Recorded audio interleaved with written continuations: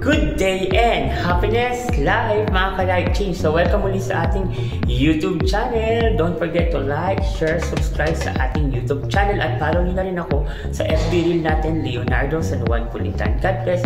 So ang pag-uusapan natin for today is napaka-importante sa buhay ng isang OFW. Ito yung time na panahon na kung saan magbibigation na ang isang OFW. Bawat OFW may kanya-kanyang tinatawag na sitwasyon. May kanya-kanyang storya. So, may common denominator kami pag umuwi na kami pag nasa Pilipinas. Okay? Number one, wala po kayong masyadong ipon. Kasi lahat ng ipon namin every month napapadala po sa Pilipinas para ipang budget at ipambili ng pundar sa Pilipinas.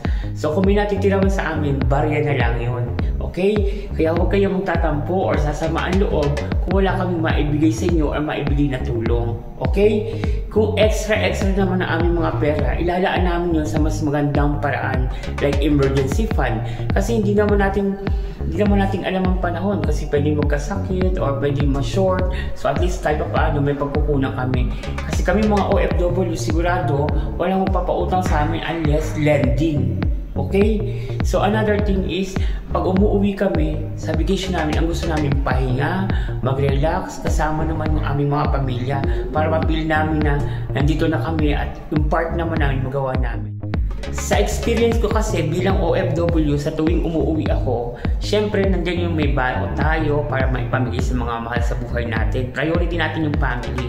Pero yung ibang tao, kung meron na talagang extra. Pero na-experience ko talaga na yung ibang tao, pag hindi mo binigyan, sinasabi na masungit ka, madamot ka, nakapag-abroad ka lang, sobrang negative.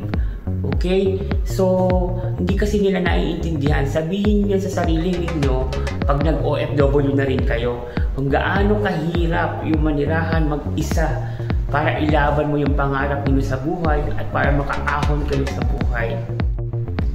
Hindi naman po kasi lahat ng OFW is pinapalad o sinaswerte pag umalis.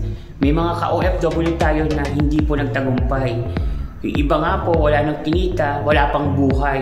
Pag uwi pa nila, nakakarton. So, lagi nyo iintindihin mga ka-life change, mga ka-OFW.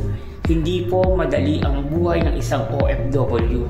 Dahil alam ko po na pag umalis sila, may kanya-kanya silang storya na bit-bit. Bitbit ang pangarap na makaahon sa hirap, matulungan ng pamilya, mapag-aral ng mga anak, or else para matupad ang kanyang ninanais sa buhay. So, intindihin po natin mga ka-OFW ang ating mga bakasyonistang OFW.